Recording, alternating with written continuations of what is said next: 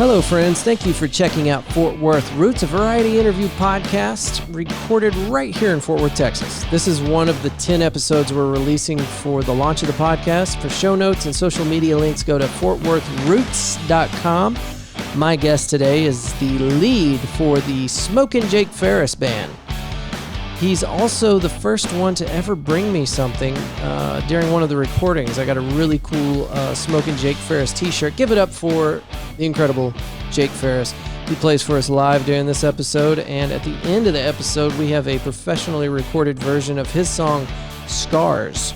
His wife also provided us with pictures from the protest that just recently happened. Find all of her stuff at jessicarambo.com. Checked out her photography earlier today, and she's got some incredible work, so check that out. Thank y'all for being here. Let's start the show.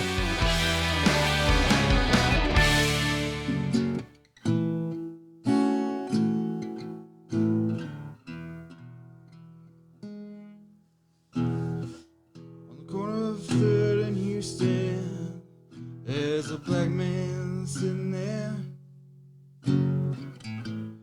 in his wheelchair. He'll give you a smile and a bump of your fist, and he'll say, "Hey man, how you been?"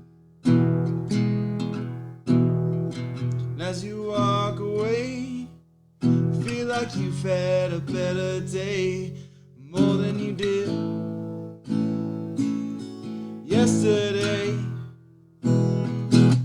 Feel like a lucky man. Yeah, I'm a lucky man, and you've been a lucky man if you knew him too. Yeah, I'm a lucky man. Don't you know I'm a lucky man? You'd be a lucky man if you knew him too. One night Charlie got beat down by the cops. You don't like your kind around here, but Charlie went up on his way on the corner again today, same way he does every day. A lawyer friend of his says, "Hey now Charlie, how you been and what the hell happened to you?" Charlie did explain about how he had been maimed. "Charlie, I'll take care of this." And that lawyer sued them for every penny they got. But don't you know they're lucky too. Lucky they're not fired, 'cause I'm a lucky man. Don't you know I'm a lucky man? You'd be a lucky man if you knew him too. Yeah, I'm a lucky man. Don't you know I'm a lucky man? And you'd be a lucky man if you knew him too.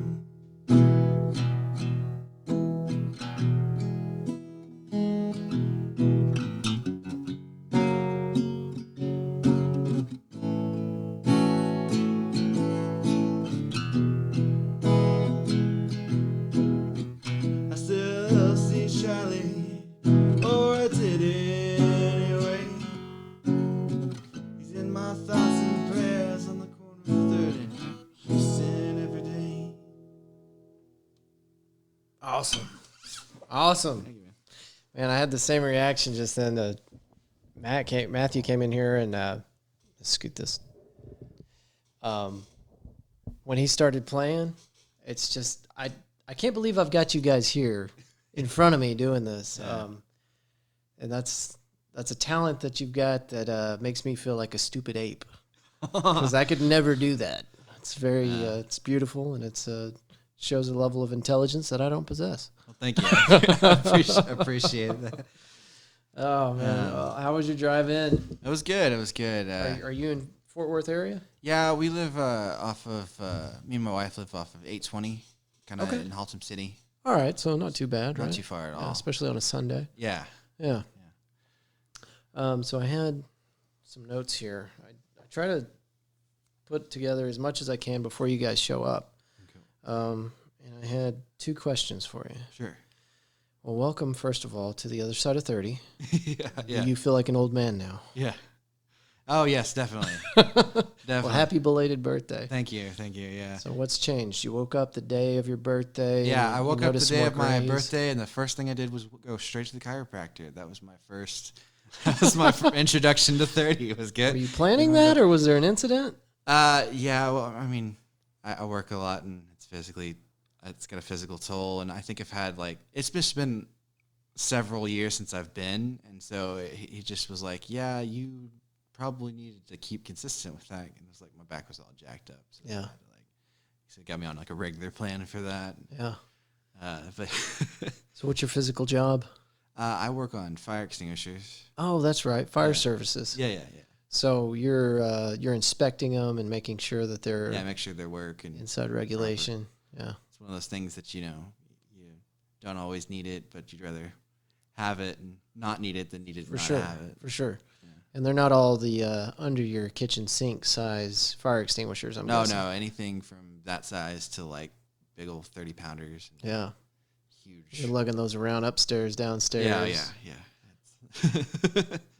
Yeah, that sounds taxing. Yeah. So how long have you been doing that? About 5 years. Yeah. Same company? Yeah. That's awesome. It's a family business, me and my father-in-law. So. Oh, okay, cool. Yeah.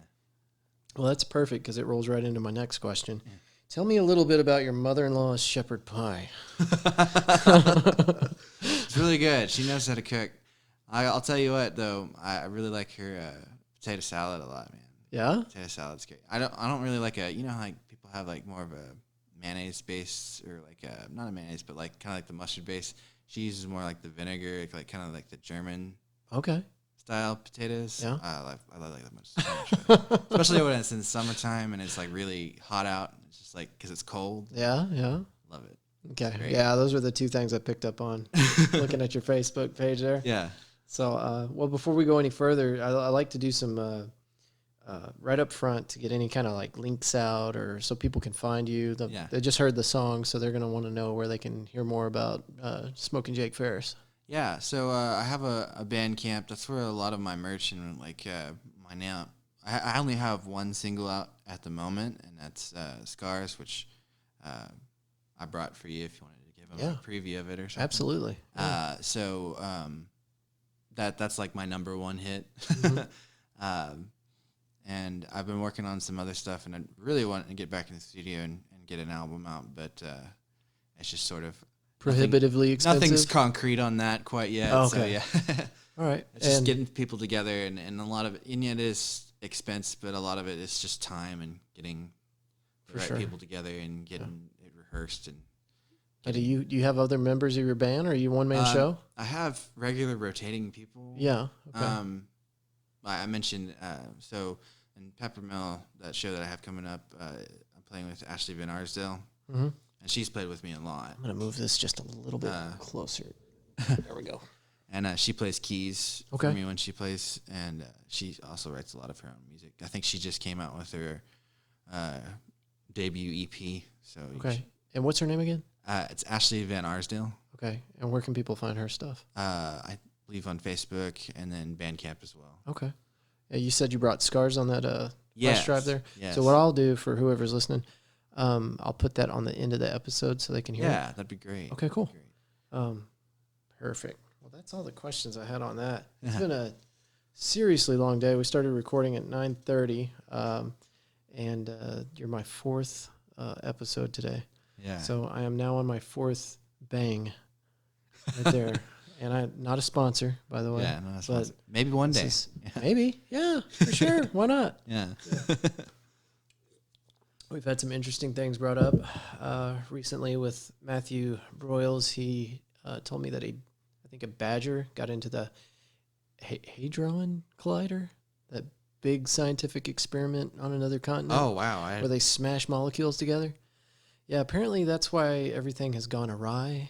I see. It ripped a hole in space-time, and Oh, so now we're all suffering the consequences of that that. makes a lot of sense for everything. It's like one thing after another. Yeah, we lightly touched on lizard people that are running our government and traveling on beams of light through underground tunnels.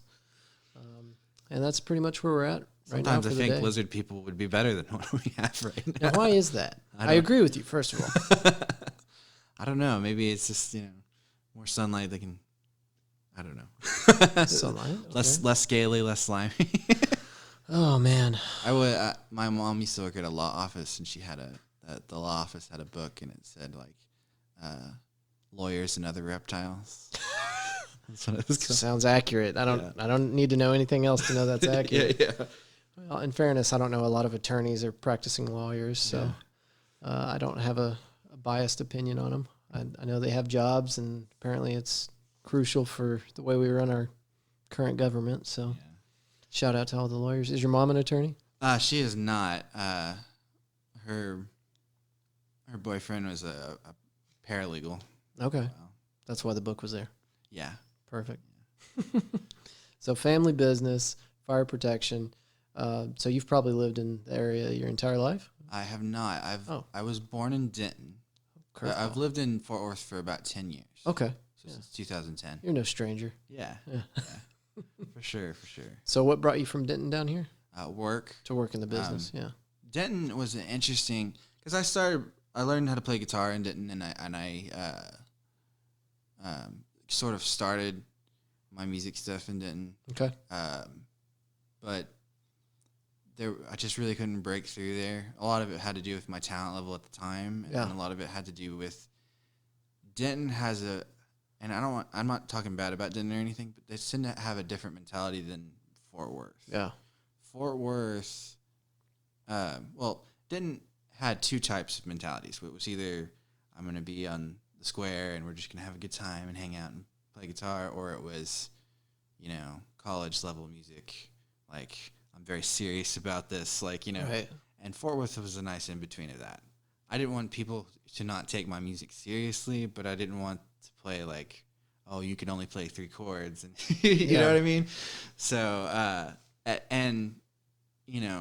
took a while to get into the Fort Worth scene, but once I did, I started playing some open mics, and when I was about 20, and really kind of just started eat, sleep, drinking music, basically. Yeah. And of course I was working, so like I worked 2 jobs and would go to open mics, and so that's still in Denton. At this point in Fort Worth. Okay. I got my first apartment in Fort Worth. Okay. And what side of town? Haltom City. So it would have been kind of Haltom City and Belknap. Sure. And it was just a small little thing, and worked 2 jobs and go to open mics. So that's the way it always goes, right? I would wake up at 6 a.m. and, stay up till midnight and then just keep going and going and going. I can't do that now because I'm 30 and I just can't do it. Oh, come on. You're not dead. You're not dead yet. I'm not dead yet, but, man, I could not do that anymore. You start feeling a change. I was telling, who was I talking to? Might have been Lucas earlier. He's a podcaster. And I think 28 is kind of the prime for guys. No, that was Matthew. That was me and Matthew. We were talking about that. But, I'm 35 now myself. Yeah. And you start feeling things, Yeah. Like you were saying, going to the chiropractor. I've been needing to go to the chiropractor for about 5 years. So that makes sense that you're going to get your back worked on. Yeah. Yeah. Yeah. Things start to happen. It's just, you got to go, man. Have you been rough on your body? Is that why it's responding this way? Yeah. What'd you do? Well, I mean, just there was one time, because I used to work valet, and they had this. This is downtown Fort Worth? Yeah, in downtown Fort Worth. Yeah. And they had one of those industrial, like, I don't know why it was there. We used to put it away in this closet downtown, and it had, like, a bunch of storage stuff in there, and one of them was, like, this industrial, like, oven, and there had like a sharp edge to where like it butts up against the wall. Okay. It's just a thin piece of metal, and I was putting the booth away for the valet, and then it just I had the dolly, and then just I don't know, somehow with the weight just launched me into that corner, right into my back. I still have a scar and everything there, and it just it hurt so bad. Did the valet union take care of you? Yeah, no, I was afraid to. You know how like in certain jobs you're afraid to ask for workers' comp. Yeah. You don't know how long you're gonna be on. That's right. That was sort of one of the situations. Like I don't want them to just know that I injured myself on the job. Yeah. Like I didn't tell them. Kind of like roofing. If you fall off the roof, you're fired before you hit the ground. Yeah, pretty much. Yeah, kind of. That was always sort of my mentality, whether it was true or not. That was my mentality. I just didn't want to. I didn't want to be the problem. I understand. I definitely understand. But yeah. Well, jacks you up. That's one thing you got going for you on the back issues. Yeah. So in the fire suppression business, did coronavirus take a big toll on you guys? No, not at all. No. Actually, I mean, it did take a toll for the smaller customers, and we did slow down quite a bit, but we remained steady. I mean, I was surprised. I was sort of thinking that maybe we were going to get laid off, but no, I consistently was working. My wife's a photographer, and that really affected her. I mean, she went from having no weddings, no events of any kind. Everything was canceled. Yeah. And it was just like, she's just now kind of rescheduled things and kind of gotten back up on it. Right. But yeah, it was really hard on her. It was just. Yeah. Well, things are starting to open up. People are starting to schedule things. Yeah. Has she started to kind of book up her schedule now, or? Slowly but surely. Yeah, that's good. And it's one of those things too, like, you know, just because it's gone, a lot of people are still kind of scared. Yeah. And understandably so. And like, it's been sort of a slow build back up to that. Yeah. Yeah. Well, it's going to take us a while to get back to 100%. The first good news that I've seen so far, and I don't know if this is related, but I'm hearing clamoring from the oil field people that the price of a barrel of oil is going back up. So that's good. Generally, I think that's regulated by OPEC, which means that that's more of a worldwide economy thing and not so much a U.S. economy thing. But anyway, there are things that are starting to kind of warm up. You're seeing the wheels kind of. Yeah. I know that Abbott has put us back to 50% occupancy for bars and restaurants. So, so that's good. So things are happening. You know, if you made it this far, don't give up, because we're almost back to normal, right? Right. Maybe our new normal. I'm sorry, I shouldn't have said that. I'm so sick of hearing that. Our new normal. Yeah. Right? I hope not. I hope we can go back to enjoying concerts and comedy shows, and I'm an introvert. Yeah. I don't like being in large groups, and I miss it. Yeah. So I can only imagine. Same. I mean, it's like, you know, I don't like to talk to people, but now I can't wait to talk to people. I can't wait to go to places. Yeah. And I miss playing in bars and doing all that stuff. I actually had my first gig post-corona recently. Okay. Where was this at? It was a place, I think it's Old School Pizza Tavern. I played with Joe Savage. And the name sounds really familiar. You should have Joe Savage, man. He's a really good artist. I think I've been somewhere where he was there too. Joe Savage. What is that the name of his band, or? Yeah, it's just him. Joe Savage. It's just Joe Savage. I'm almost sure I've listened to him. And actually, I think that's where I know Matthew Burrows. Matthew Burrows, I think he plays bass for him, actually. Oh, okay. Full band. Maybe he mentioned him. He might have mentioned him then, because I think he was. But we played a song swap kind of thing. Oh, cool. We played it outside this pizza joint. Mm-hmm. Is that how we got connected? Was through Matthew? No, I think I saw you on one of the groups. Yeah, I think it was one of the DFW groups. We're almost connected anyway. I think I saw on your friends list you got we had a lot of mutual Blake friends. from I'm drawing a blank here. He's down there at Lola's. Something Sons, Royal Sons. Yeah. So I think we've got a few crossover friends there on our Facebook list. Yeah. But a lot of them is like a lot of times, I'll get friend requests and I'll look at it and I'll be like, well, who's the mutual friends? Oh, you're a musician. Oh, you're, my wife, your photography. Yeah. Oh, you're not from Russia. Okay, cool. It's like, oh, okay, yeah. Yeah. So, as long as there's some kind of connection there. Yeah. Yeah. Well, it's been exciting just over the last week and a half, just getting everybody scheduled. I've got 3 more next week, and then it's on to the editing and getting everything pushed out to the various platforms, whether it's Apple or Castbox or Spotify or Podbean. Yeah. So that's the next stage of this, but this has been exciting. One of the most exciting things was this machine here. Yeah. I was really concerned as to how I was going to put all this together because I thought I was going to have to buy a new computer and an audio interface and this, that, and the other. I looked at a bunch of different setups on YouTube, how people had it put all together, but this is a one-stop shop device. So that was exciting. Yeah. And finding out that people responded really well to, hey, who wants to be a guest? Yeah. Yeah, for sure. There was a good possibility, and I knew this before I posted that. People were just going to be like, not interested. But it wasn't that. Everybody was extremely interested. I'm noticing that local artists like yourself and the podcast community, it's kind of a tight-knit group. And everybody's like super responsive. So, well, I feel like we're sort of on the same playing field too. It's like, we're local. I think you're way more talented than me. In fact, I know you're way more talented than me.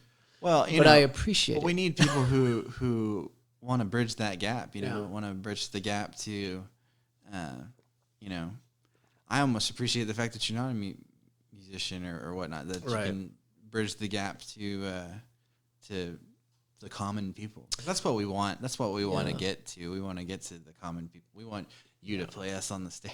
Well, and that's what because everybody that I talk to is like, so what's your podcast really about? And that's what I'm doing. So I want to connect our community with artists, musicians, business owners, city politicians, or I don't like using the word politicians, but city officials that, make the wheels turn for our city and things like that. And, give musicians like you a platform to talk about your shows. And when you go on tour, like an international tour, I'm going to want to make sure that I get that information definitely give it to you. The first time you go to Australia, that's the spot, right? I could see your music being a hit in Australia. I don't know. Yeah. It just seems right. My wife won't be coming with me to Australia because she is afraid of spiders and everything that's... Well, she can't go to Oklahoma then. Yeah. Well, they have spiders the size of your face. So they do in Oklahoma too, man. Oh, My first time to Oklahoma, I came in contact with a banana spider. Have you ever even heard of a banana spider? I know. Right, because you're from Texas. We don't have that here. Yeah. Banana spiders apparently are afraid of the Red River, I guess, because I'd never seen one of these things.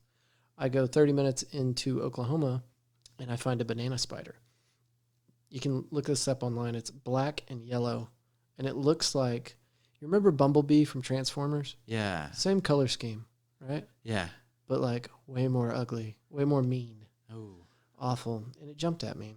And I am still trying to clean out that pair of pants. Okay. Nice. So anyway, you don't have to go to any kind of exotic location. You just have to go to Oklahoma. Just go right past the casino into a wooded area. It is very exotic. There you will find terrible insects. Yeah. And mosquitoes the size of your face. Yeah. So anyway... I don't know what the difference is. It's right there. You wouldn't expect there to be that big of a difference, but the tornadoes are bigger, the spiders are bigger, and the mosquitoes will eat your face. We went to Terlingua. Oh, dude. Yeah. Okay, so this is the second time this has come up on a podcast episode. Yeah. You know Lindsay Hightower? I don't know. I've never met Lindsay. You're gonna. I have. She's friend. We're friends on Facebook, and I've seen a lot of her stuff. Okay. So I know of her very well. Yeah. Like I've seen her on bills and stuff like that. So I know of her very much so. We were talking about Terlingua. Okay, and there's a few things I got to explain here before we. So the idea behind this podcast, eventually we want to have a mobile podcast studio. So an RV, a travel trailer, something like that. Yeah. Okay. And I'm telling Lindsay about this, and she brings up Terlingua, and I'm like, let's take the studio to Terlingua, because I've wanted to go there. Hell, I was looking at buying property there, because there's nothing. There's nothing. There's no cell phone signal. There's no running water, no electricity. I mean, like Terlingua, the actual town, there's some of that, but it's probably pretty hit or miss. They've had a problem with the census because people have just lived in their vans. Uh-huh. I know. I remember there, and there was like a little. We went to one of the stores and it had a bulletin board, and they had like a bulletin of like all bills paid apartments for like $300. Yeah. I mean, just like super cheap. But you're in Terlingua. I mean, there's not like, it's like there's Alpine right there, like hours away, but there's nothing there. Yeah. But that's the draw. Yeah, but that is the draw. Especially for people like us that live in the city, because you look up at the night sky and there's no stars. Yeah. And that's, lately, that's really been bothering me. So, anyway, you don't have to go to Terlingua to see the stars. Yeah. But it helps. Yeah. And there's just, I mean, it's just vast, empty spaces with nothing. And some of my friends, my less adventurous friends, when I tell them about that, they're like, dude, that is right by the border. Yeah. What are you going to do if something happens? I'm like, what are you talking about? Like, I don't know. Cartel? I'm like, man, you watch too much news. I was about to say, they're not concerned with Terlingua at all. Yeah. What are they going to rob the golf course? Like, At any rate. I mean, yeah. No, but, well, when we went, there was our Airbnb. She just told us to meet us at this store, Okay. which wasn't even open, and she would follow us like to the place because there wasn't an address to this place. It was just she knew the trail. Right. She knew how to get there. Oh God. And it's like This is how bad movies start. well, yeah, but no, super nice lady. But man, spiders everywhere. In Terlingua? that place. Everywhere in Oh. that place. Like, screaming and see, she's afraid of spiders. I can't stand scorpions. I think spiders are like the bees of the arachnid family. Sense. Yeah. Scorpions are like the wasps of the, Scorpions, I feel like they want to hurt you. Like, they're angry. looking for trouble. Yeah. Well, it looks like y'all made it past the spiders and the scorpions, and you're safe. So, yeah. But did you see scorpions? Yeah, we saw a lot of Are they scorpions. black or brown? Brown, and then there was one in like the outhouse that was white. I don't know. Jesus. Just sickly or something, but yeah. Oh, like transparent or like? Like almost transparent, yeah. Phew. I don't know about that one. Yeah. I've never heard of that. Yeah. Now, the black ones are the ones that'll like kill you, and that's like Egypt. Yes. Yes. Or I think somewhere they were else. mostly brown ones. I Yeah. don't think I saw any other color than Those that. will hurt you badly, but I don't think it'll kill you Yeah. unless you run into like a nest of them or something. Yeah, I did want to mess with them for sure. Did you see what was that movie, First Contact? I think it's got Jodie Foster in it. Yes, I have. It's been a long time since I saw them. I think I saw that on VHS. I'm thinking of the wrong movie already. This one was with what's Tiger Blood guy? Damn it, I'm really drawing a blank here. I can edit out this nasty pause later. It's the guy that went crazy. He was on 2.5 Men. Said he had tiger blood. Charlie Sheen. Charlie Sheen is in Okay. a movie about aliens. What is the name of that movie? Oh, I can't think of it. I cannot think of it. I can't. Anyway, he is in a movie, and it is about aliens. And there's a scene in there where a lady gets, spoiler alert, the movie that we can't name with Charlie Sheen. There's a scene in there where the lady gets killed because somebody put a bunch of scorpions in her hotel room. And she comes home, and she's not paying attention. And, of course, she takes off her clothes because this is a movie, and we need to see some skin. And then she turns on the fan and turns off the light at the same time. And when she does this, the scorpions that were strategically placed on the fan blades come flying off and land on her blanket or her sheet, her silky sheet, Yeah. touching her nice skin. And then here comes Mr. Scorpion. And then I think her eyes just get really big and she makes a gasping noise, and that's it. She's dead. Yeah. It was aliens, by the way. A theme that keeps coming up in these episodes. Aliens. Not saying it was aliens, but No, in that movie it was aliens for sure. Charlie Sheen, not First Contact. Damn it, I can't think of the name. First Contact, like you don't ever actually see the aliens, but it was just sort of she makes contact with her. She talks to her dead dad. Yeah, right? she talks to her dead dad. There's like her dead dad. Wasn't actually her dad. It was the image of her dad. Yeah, it's like they took the form of her dad, which makes total sense. Yeah, sure, why not? So there's a golden disc floating around in outer space that has a drawing of a naked man with his manhood exposed, I think, and it's floating through outer space. Whenever the aliens find that disc, it's going to be the first intergalactic wiener pick. And that's a thing. And I don't know why that's relevant, but it seems to be right now since we're talking about aliens. It's just something that popped in my head. Yeah, that's something that's come up a lot in these episodes. It's aliens. Aliens. Yeah. Where do you stand on aliens? They're here and they're among us, or they don't exist? Yeah, they're here. I'm sure I believe in aliens. Yeah, cool. All right, so we've covered that. Everybody else covered aliens, I think. Yeah.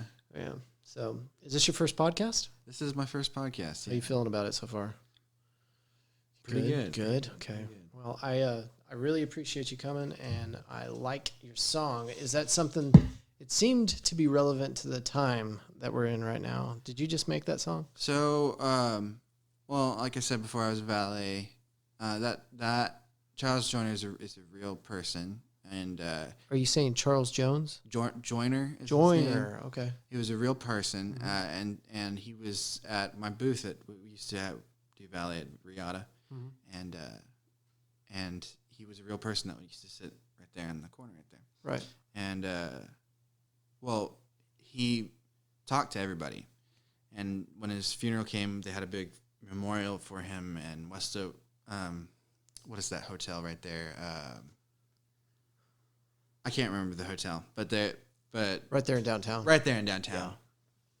Yeah. And everybody from like poor homeless people all the way up to like the elite of Fort Worth came. Oh, wow.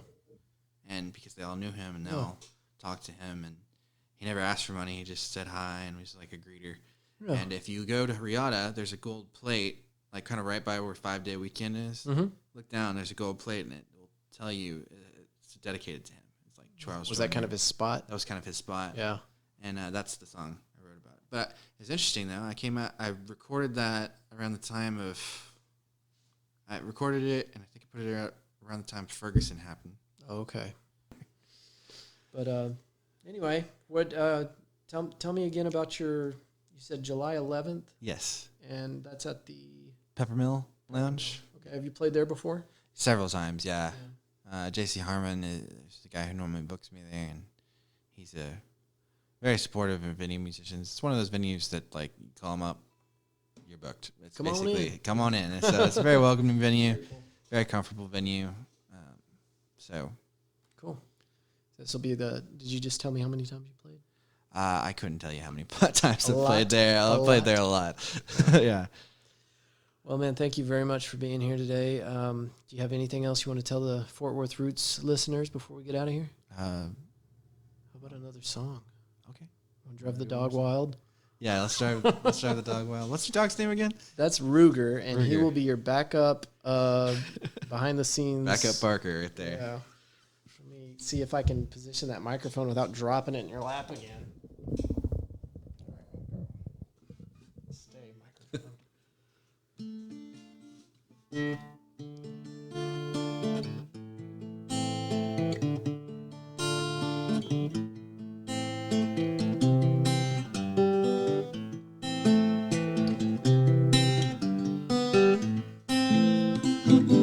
Sitting as an old man, think about my life, all the troubles and the woes of my life, and all of my runs from the plains of Texas to the mountains in Colorado to the shores in California, but nothing surprised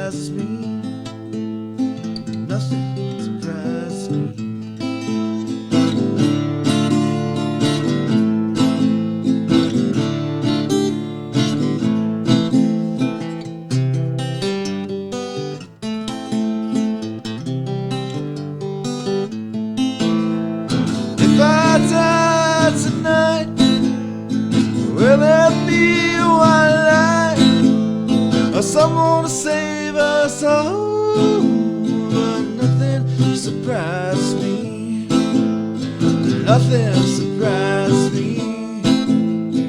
Boys and not men, and everyone's living in sin. And take it back to chivalry, but nothing surprised me. Nothing surprises me. From the politicians in D.C. to the swamps in New Orleans to the hills of Tennessee, but nothing surprises me.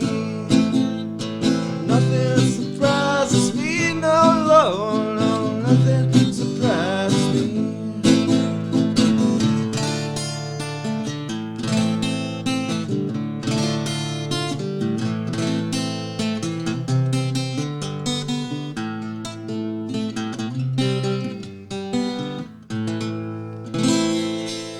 Ladies and gentlemen, Jake Ferris. Jake, thank you, man.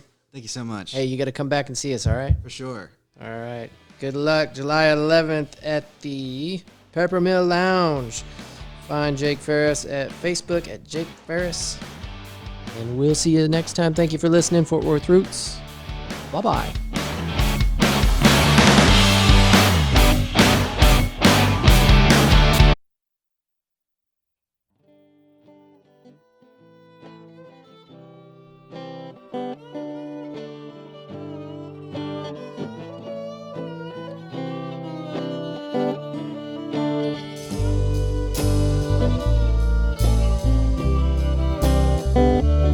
I was about 11 years old when I got my first pocket knife. Dad said, don't play with this when I'm not around. Sure enough, one day he went out of town. And to make a long story short, the blade clamped down right on my finger, and I was bleeding everywhere. As for the pain, well, I really didn't care. It didn't compare to the look in my father's eyes. But you don't ask a man about his scars. No, you don't ask a man about his scars, whether it's from a blade or just a broken heart. No, you don't ask a man about his scars.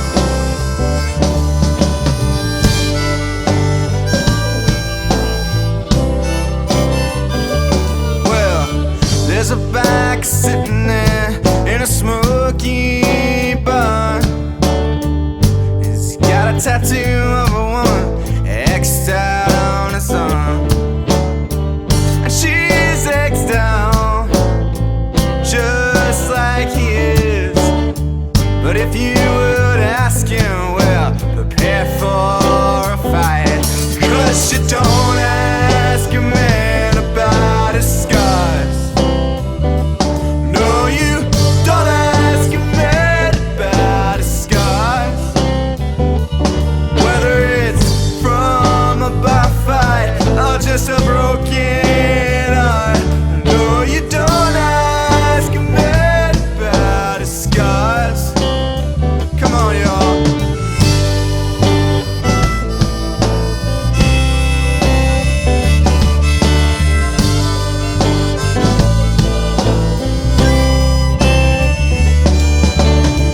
Little Johnny asked Susie, would you be my girl? And little Susie said, No. and there goes Johnny, riding on his bicycle. He could not see the uneven road. And there goes Johnny, right over his handlebars, landed straight on his chin. But it